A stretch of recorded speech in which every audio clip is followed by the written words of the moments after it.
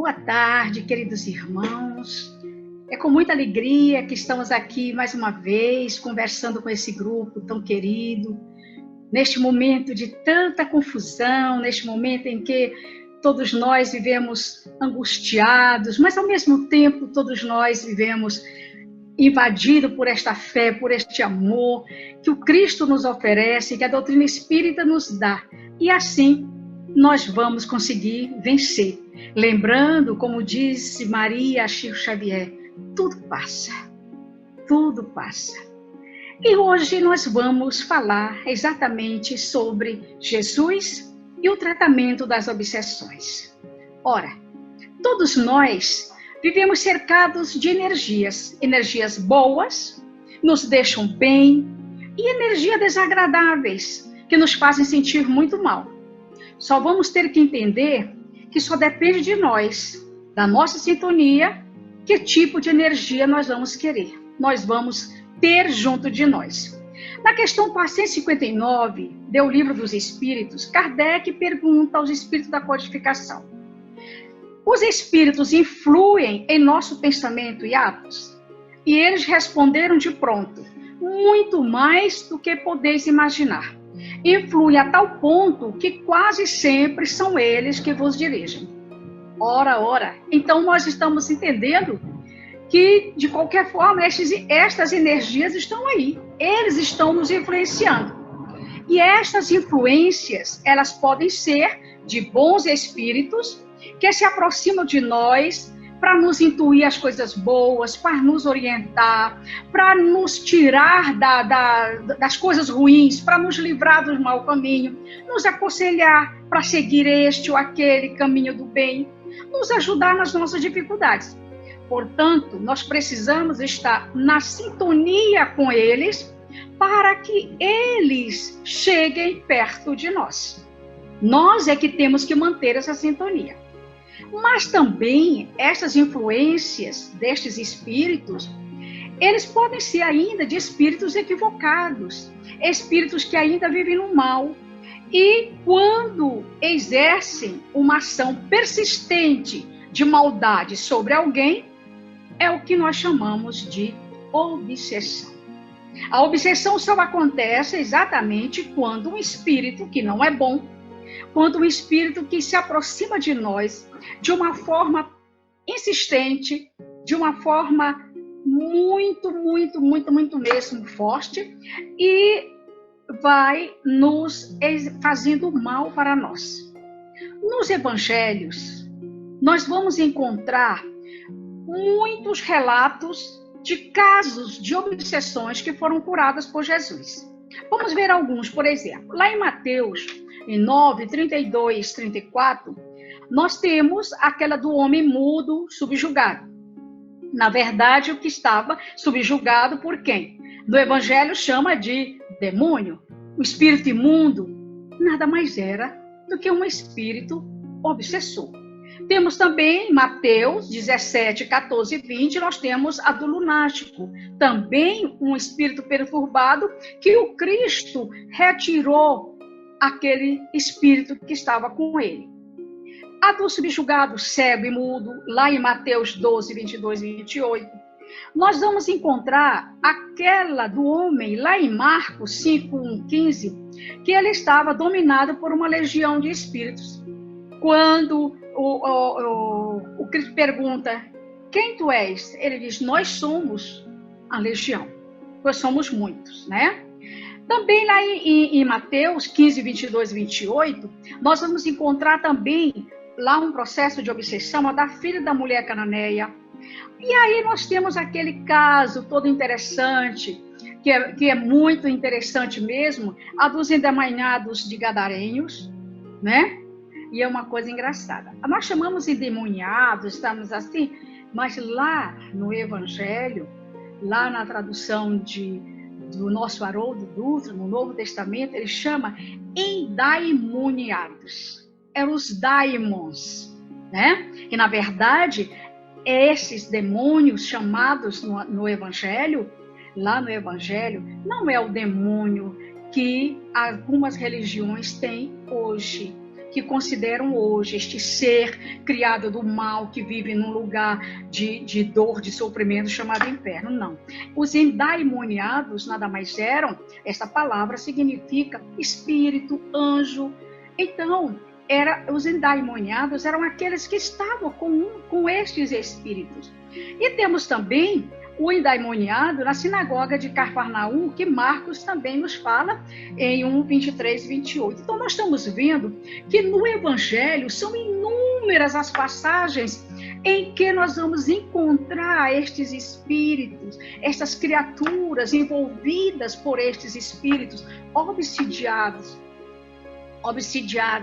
Eles dizem, inclusive, que Madalena era possuída por 7 espíritos e por tantos outros. E assim, nós vamos encontrar Jesus com a sua autoridade moral, bastando dizer: sai, te afasta, vai embora. E aí, então, nós vamos voltar a perguntar: o que é obsessão? O que é obsessão? Então, obsessão é essa ação persistente de um espírito que não é bom sobre uma pessoa. É uma influência nociva. A obsessão só acontece com espíritos inferiores. E ela sempre acontece, ela sempre decorre de uma imperfeição moral. Então, quando nós os espíritos nos encontrar, nos obsidiar, nós temos que parar e pensar: o que está acontecendo? Por que assim? Vamos lá em Joana de Ângeles, na obra Estudos Espíritas, psicografado por Divaldo, ela diz: a obsessão se constitui de toda ideia que se fixa de fora para dentro, como na hipnose, por sugestão consciente ou não, como pela incoercível persuasão de qualquer natureza, de fora para dentro. Joana de Ângeles nos diz isso. Então, de qualquer natureza que se concede arrastar o indivíduo, ou também de dentro para fora. Joana de Ângeles continua dizendo: pela força dominadora, força psíquica que penetra e se espraia no anfitrião e que se agasalha e sustenta, vencendo-lhe as débitas e resistências. Essa Joana, então, coloca que a obsessão, ela vem, toda essa ideia que vem de fora para dentro, mas também, né, ela pode ser também de dentro para fora. E ela continua dizendo: da ideia simples que insiste perseverante até a fascinação estonteante, contínua, até a subjugação vencedora, a obsessão é, em nossos dias, o mais terrível flagelo com que se vê a braços a humanidade. Ora, se naquela época do Cristo a obsessão já era um problema, hoje, para nós, a obsessão é, como diz Joana de Ângeles. E este livro foi escrito, quando ela ditou essa mensagem, já tem um tempo. E o que é que nós vemos hoje, meus irmãos? A obsessão como esse terrível flagelo que se vê a braços à humanidade. Portanto, a obsessão, esse flagelo que tanto pode ser individual quanto coletivo, vem trazendo inúmeros problemas para todos nós, provocando transtornos cada vez mais difíceis, cada vez mais complicados de serem tratados. Como consequência desse processo da obsessão, o que é que nós vamos encontrar? Doenças, nós vamos encontrar vícios e o que hoje mais nos preocupa, o suicídio. Muitas vezes, o processo obsessivo leva ao suicídio.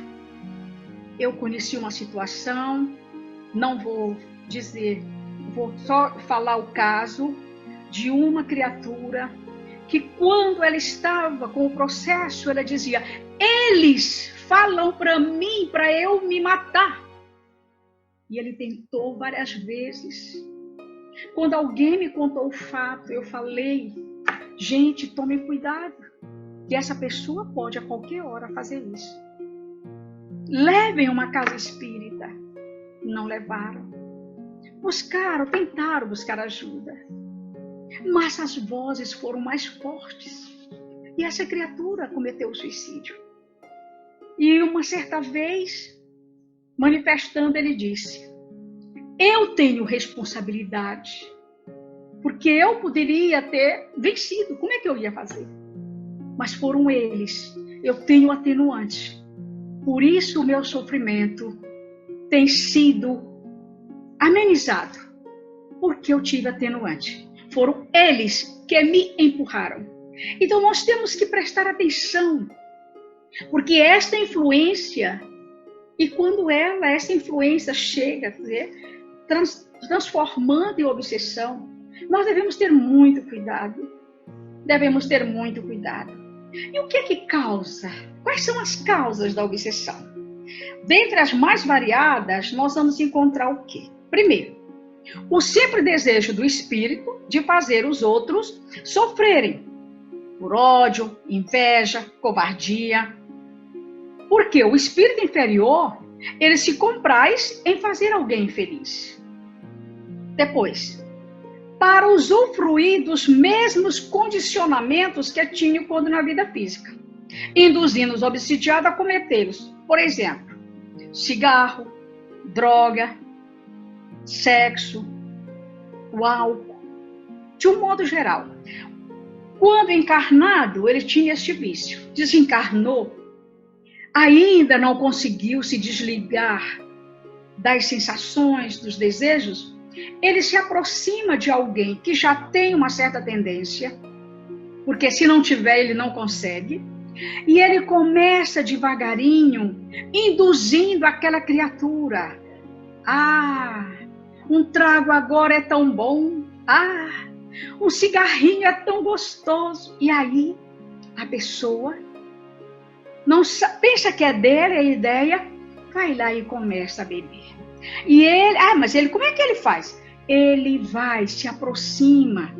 Nós vamos encontrar muito em obras mediúnicas, contando estes espíritos em bares, como eles se aproximam da boca das pessoas, em que eles começam a soltar as baforadas de fumaça e eles absorvem aquilo para eles, é como se eles estivessem no corpo físico.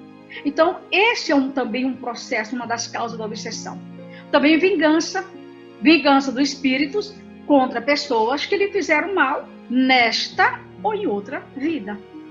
Pode ter sido nesta, ele desencarna e lá ele vai começar a obsidiar, a influenciar para ele fazer as coisas erradas. Ou então que ele reencontra o encarnado naquele espírito aqui de quem ele tem tanta raiva. Também a obsessão é apego, às vezes, do espírito por pessoas a quem eles tinham grandes paixões quando em vida. Ele era loucamente apaixonado por aquela criatura. Quando ele desencarna, ele não consegue. Se ele não é um espírito que tem uma elevação moral, ele vai atrás, ele vai para perto, ele vai fazer de tudo para conseguir ficar perto daquela criatura. Mas também tem aqueles que obsidiam somente pelo interesse em destruir, em desunir, dominar, provocar o mal, manter distúrbios, principalmente espíritos inteligentes que saem lá dos grupos inferiores. Esses espíritos têm uma forma, uma maneira de obsidiar, de fazer tal forma a sua maldade, que é muito sério, é muito difícil você se libertar de obsessores desse tipo. Então, as obsessões, elas podem ser tanto de origem interna, quando é a própria pessoa, o próprio espírito, o doente, ele é o próprio obsessor. Quando ele pratica uma auto-obsessão. Aí você pergunta assim, Ana Luísa, auto-obsessão quer dizer que eu mesmo posso me obsidiar? Pode sim, pode sim. Pois ele projeta para si mesmo um campo mental com ideias equivocadas e fantasiosas, que se tornam fixas, sobrepondo a razão. O subconsciente predomina. E aí eu li certa vez, né, em uma obra onde o autor ele falava que numa reunião mediúnica um espírito de uma jovem se manifestou. E ela contando a história dela. Ela tinha sido uma pessoa muito ligada às ideias vegetarianas, veganas, essa coisa toda. Ela fazia era aquela pessoa, o grupo, todo mundo tinha essa criatura como uma criatura de modelo. Só que lá no fundo, ela só fazia externamente, mas lá dentro dela, ela ainda sentia desejo de comer carne, sentia vontade ainda de comer carne, de comer coisa animal. Ela dentro dela. Ela desencarna. No desencarne dela, fizeram uma homenagem na beira do túmulo, todo mundo lá conversando, falando, elogiando, e aquelas loas. E ela disse que desde a hora que desencarnou, ela se viu lá no túmulo mesmo. A pedra do túmulo serviu de mesa. E ela via em cima daquela mesa tudo aquilo que ela imaginava. Carne. Eram pedaços de carne, cada bife suculento, cada coisa mais gostosa. E ela ficou naquela loucura do processo de auto-obsessão. E eis então, depois de 2 anos, onde ela já não aguentava mais, não saía dali, ela disse que fez chegar alguém, disse que era um garçom. Toalha no braço, chegou para ela e disse: olá, vamos mudar de restaurante? Porque eu já não aguentava mais. E ele me tirou de lá. E é por isso, e ela dizia na mensagem, eu quero vos alertar. Nunca façam nada que ainda não estejam preparados. Não deixem ficar dentro de vocês esse desejo, essas ideias fixas. E assim, eu estou contando só um exemplo, mas são tantos e tantos outros na área do sexo, na área das perturbações. A auto-obsessão é um processo muito complicado. Aqueles toques, os transtornos obsessivos compulsivos, é a auto-obsessão. As pessoas que vivem lavando as mãos toda hora, a ideia de sujeira, a ideia de limpeza, a ideia... É a auto-obsessão. Esta é a obsessão que sai de dentro. O doente é o próprio espírito. Ele obsedia ele mesmo. Ele obsedia ele mesmo. E a obsessão externa, quando ela é provocada por agentes estranhos, por outros espíritos, agentes estranhos ao doente. Pode ser direto, entidades desencarnadas, ou então uma obsessão indireta. Exatamente são as larvas, os pensamentos e formas. E outras espécies de influências telepáticas. Porque às vezes, vejam só, às vezes a obsessão, o obsessor não está perto do obsidiado. Ele está longe, por um processo de hipnose, por um processo de influência telepática, ele começa a passar para aquela criatura que ele quer obsidiar, ele começa a passar exatamente tudo que ele quer. E ela de longe, às vezes, se um médium chega e diz, mas aí não tem um espírito. Mas se você olhar bem, você vai ver a ligação de um que está lá influenciando. E os nossos pensamentos, eles criam formas, eles criam energias. A gente começa a pensar tanta coisa ruim, aquelas pessoas ligadas ao erotismo, ligadas às questões do sexo, ligadas a tanta coisa, ligadas a tanta maldade, elas começam a pensar tanta coisa e o seu pensamento vai criando forma. E essas formas, pensamentos, começam a ficar obsidiando essa pessoa de tal forma que às vezes pensa que é realmente um espírito.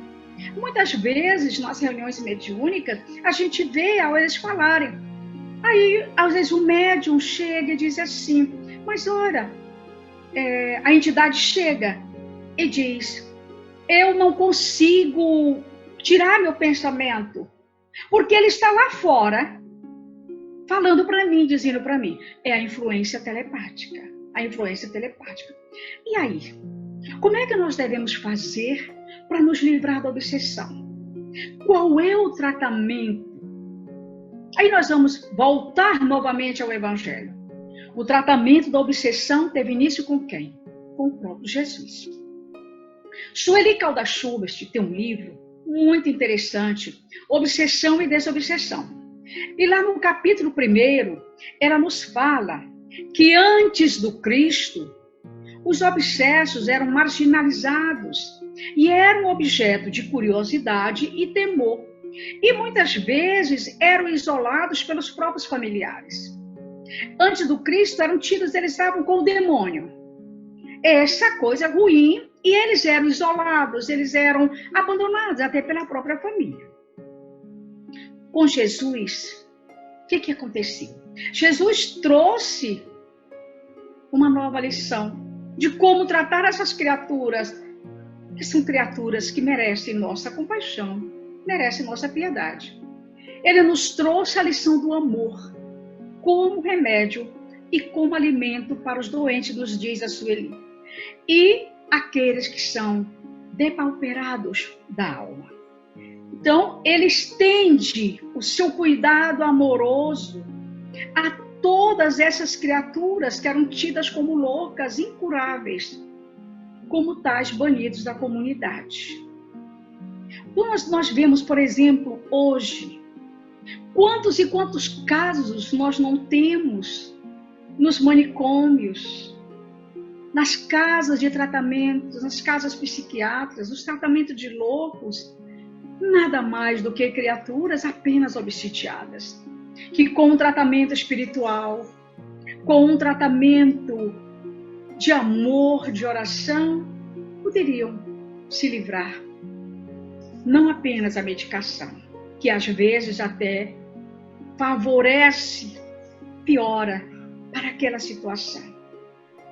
Para isso, nós estamos vendo a medicina caminhando para o entendimento do espírito, procurando cuidar do homem, procurando cuidar do ser, não apenas do seu aspecto físico, biológico, mas vendo que o ser humano é formado de uma dupla muito importante, corpo físico e espírito, e o corpo espiritual, e o espírito.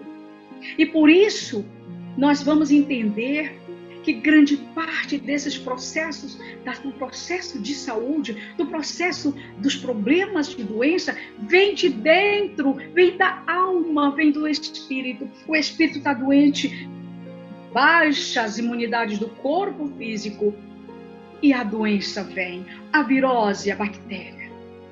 Por isso é preciso, como diz Emmanuel, conversa com a doença e procura ver. Às vezes, a pílula não vai resolver. Emmanuel nos diz, conversa e verifica o que tem em tua alma, para que tu possa começar a cura a partir daí. Portanto, o Cristo conhecia muito bem isso.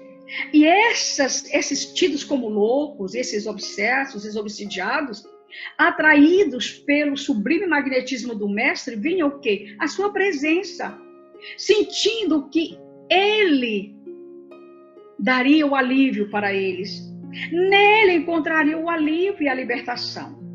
Às vezes eram familiares que os levaram, como aquele pai que levou o filho, e aí quando ele disse, o meu filho cai, ora cai no fogo, ora cai na água.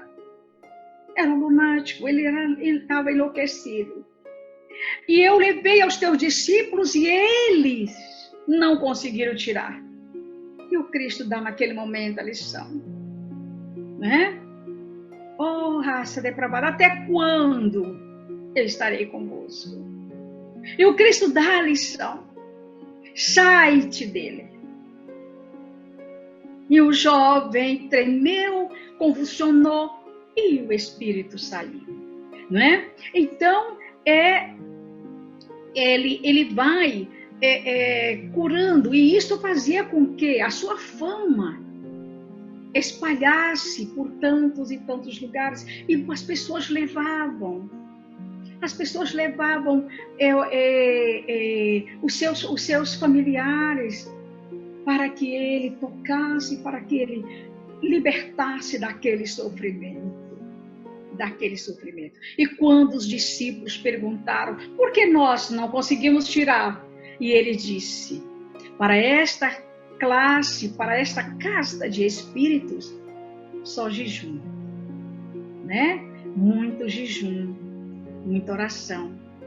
Não o jejum de eu ficar sem comer, não é esse o jejum que Jesus fala, mas o jejum dos vícios, o jejum das coisas ruins, o jejum das imperfeições, o jejum de tudo aquilo que só nos faz cair, só nos faz ficar ruim. Portanto, né, o trabalho de desobsessão se iniciou, portanto, com o próprio Cristo, indicando ele, o Cristo, Jesus, deu todo o processo terapêutico que deveria ser empregado dali por diante. E a lição ia ficar ecoando pelos tempos afora, ensinando aos homens que somente pela prece e a reforma íntima nós vamos conseguir nos libertar dos graves padecimentos das obsessões. Quando ele diz para os apóstolos, somente para esta casta, para esse tipo, prece e jejum. Ou seja, o jejum, a reforma íntima, a melhora do indivíduo. Porque não adianta nada você tirar o obsessor. Você vai na casa espírita, faz um trabalho de desobsessão, não demora muito, aí você melhora, ótimo. Mas você não faz nada para manter a casa limpa. Você não ocupa esta casa. E aí a gente vê uma outra parábola do Cristo, quando ele compara. E aqui o homem se libertou daquele espírito que não era bom. A casa ficou limpa, mas a casa ficando limpa, este espírito, olhando a casa limpa, chamou um grupo, piores ainda, e ocuparam a casa. O que casa é essa? É o nosso íntimo, o nosso interior. E quando nós passamos pelo processo da desobsessão, nós estamos com o obsessor, passamos pelo processo da desobsessão, deixamos a casa estar limpa. Mas se eu não ocupar com coisas boas, eu deixar a casa vazia, a minha mente, o meu íntimo, a minha alma, se eu não ocupar com a caridade, com o amor, com o perdão, com as coisas boas, com as boas leituras, com os bons filmes, com os bons pensamentos, se eu não ocupar com tudo que é bom, outros virão e ocuparão a casa que está vazia, sem nada. Portanto, depois passou um grande tempo, os homens se esqueceram, deturparam e abafaram tudo aquilo que Jesus havia dito, tudo aquilo que ele havia feito.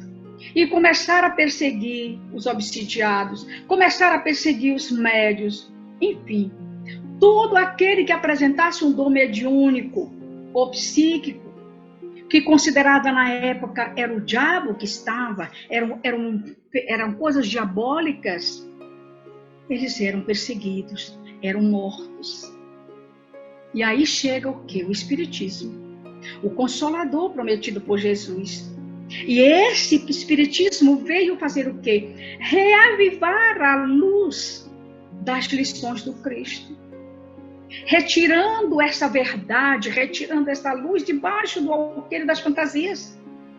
Exatamente que ocultava a verdade, de acordo com as conveniências e as circunstâncias do poder temporal. Eu não gostava dele, ele era rico, eu queria, então eu ia dizer às autoridades que ele era bruxo, que ele mexia com o diabo. E aquela criatura que não tinha nada a ver, ele era sacrificado. E então O que é que a doutrina espírita está fazendo? Dando continuidade àquele trabalho que Jesus iniciou. O espiritismo orienta esse tratamento das obsessões. Ele abre um novo entendimento acerca do obsessor e do obsidiado e demonstra o quanto é importante a participação do enfermo, do obsidiado, como condição básica para o êxito da situação, do problema, em qualquer tempo que ele se realize. É importante a participação, é importante aquele que está obsidiado querer mudar, preencher a casa com tudo que é melhor, com tudo que é bom. Na questão 467 do Livro dos Espíritos, Kardec pergunta como nós podemos nos libertar da influência dos espíritos que nos solicitam para o mal. E os espíritos superiores dizem que nós podemos nos libertar sim, porque eles só se ligam às pessoas que os chamam, que os solicitam por seus desejos e atraem pelos seus pensamentos. Vejam só. E lá na questão 469, também do Livro dos Espíritos, nós vamos encontrar os espíritos fazendo esclarecimento. Quando Kardec pergunta, e por que meio podemos neutralizar a influência dos maus espíritos? E eles dizem, praticando o bem, pondo em Deus toda a vossa confiança, repelireis a influência dos espíritos inferiores e aniquilareis o império que desejam ter sobre vós. Guardai-vos de atender às sugestões dos espíritos que vos suscitam maus pensamentos, que sopram a discórdia entre vós outros e que vos insuflam as más paixões. Pronto, está aí o meio para que nós possamos nos libertar. João Cleofas, o espírito, na psicografia de Divaldo Franco, em um livro chamado Intercâmbio Mediúnico, ele diz que a terapêutica que aqui aplicamos não pode diferir daquela complacência de Jesus, que embora jamais se convertesse em conivência com o erro, nunca deixava de socorrer o que fora colhido pelo problema. Ele continua dizendo, o verbo divino, aplicado no serviço da esperança e do consolo, é moeda de luz para os resgates auspiciosos. Usemo-lo com energia, sim, mas também com misericórdia, sem apresentar a verdade como quem se utiliza de uma arma destrutiva, aplicando-a antes com o objetivo de libertar e salvar, jamais de ferir para vencer. Então vamos ver alguns processos terapêuticos no tratamento da obsessão, né? Conscientização, o paciente deve ser conscientizado do problema, para que com sua força de vontade possa ajudar na cura. Reeducação, orientar o assistido da necessidade de melhoria de sua conduta na vida diária. O que Jesus dizia? Vá e não peques, não voltes a pecar. Não erre de novo, né? Esforçando-se para evitar os vícios mais grosseiros e controlando suas más tendências. Evangelização, enfatizar ao enfermo dessa necessidade de observar os ensinos morais do Evangelho de Jesus, de frequentar uma casa espírita, tomar passe. Não significa que ele vai ser espírita, gente. Isso nós temos que dizer para ele. Ele não vai ser espírita, mas ele precisa ir a uma casa espírita para que lá é onde ele vai encontrar o melhor remédio, o melhor socorro. Então, tomar até que se cure. E estimular o hábito da prece, que é o mais poderoso auxílio no tratamento de obsidiados. Prece, evangelho no lar, isso aí. O reequilíbrio familiar, às vezes o problema está dentro da família, né? E o tratamento médico, porque às vezes você precisa fazer os dois tratamentos. Às vezes o processo já chegou a tal ponto que ele precisa tomar medicação. Então, que ele procura um terapeuta, um psicoterapeuta, ou um psicólogo, um psiquiatra, mas lá no lado paralelo, né? Ele vai ser assistido pelo profissional habilitado, mas ele também vai procurar a casa espírita. Isso que é importante. Portanto, a terapia espiritual realmente, para esse tratamento, é prece, passe, evangelização, a água fluidificada, a desobsessão feita na casa espírita e a leitura bonito, a pessoa passar a ler coisas melhores, a coisas boas, a evitar certos filmes, a evitar certas... para poder evitar a aproximação de quem está. Então, Manuel Filomeno de Miranda, na psicografia de Divaldo Franco, no livro Sementeira da Fraternidade, ele diz: o antídoto salutar imediato à obsessão é a vivência cristã e espírita, através de quê? Da conjugação dos verbos amar, servir e perdoar. Opa, aí já temos aí. E em todos os tempos e modos, e em cuja execução o espírito endividado se liberta dos compromissos negativos e ascende na direção do planalto redentor da paz. Né? Então, nós vamos ver que a própria Joana diz que a cura real de qualquer paciente reside na sua transformação moral para melhor. Portanto, gente, é necessária essa participação. E aí, Allan Kardec, em A Gênese, diz que o obsidiado, ele precisa trabalhar pelo seu próprio melhoramento. E os espíritos sempre nos recomendam o quê? O hábito da oração, o cultivo dos pensamentos dignificadores, tá? Para que haja realmente paz e saúde. Era isso que o Cristo dizia, era isso sempre que o Cristo fazia. Então, nós vamos ver que os espíritos sempre falam, é necessário que haja luta por parte do obsidiado. Então,